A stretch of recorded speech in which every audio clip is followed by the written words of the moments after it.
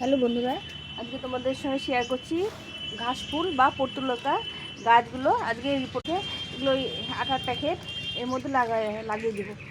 কেটে কেটে এখন আমি লাগিয়ে দেবো। এগুলো যত কাটা যাবে তত বেশি হবে। এগুলো কেটে কেটে আমি এই প্যাকেটগুলোর মধ্যে লাগিয়ে দেবো। ছোটো করে দিয়ে মাটিটা নরম করে ভিজিয়ে নিয়েছি। এখন এর মধ্যে এর নিচে ডালগুলো একটু ছাড়িয়ে দিয়ে লাগিয়ে দেবো। প্রতি বছর এই টবের মধ্যে রেখে দিই, এখান থেকে আবার নতুন করে চারাগুলো লাগিয়ে দিই সব জায়গায়। এই গাছে খুব মিলিবাগের আক্রমণ হয়, এগুলো একটু ঠিক পরিষ্কার করে দিতে হবে মাঝে মাঝে সার্ফের জল দিয়ে।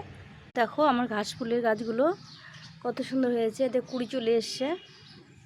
আর এখান থেকে যে কেটে লাগিয়েছিলাম ওর মধ্যে লাগিয়েছিলাম, দেখো কত গ্রো করেছে। প্রতিটা গাছে দিয়ে কুড়ি চলে এসছে।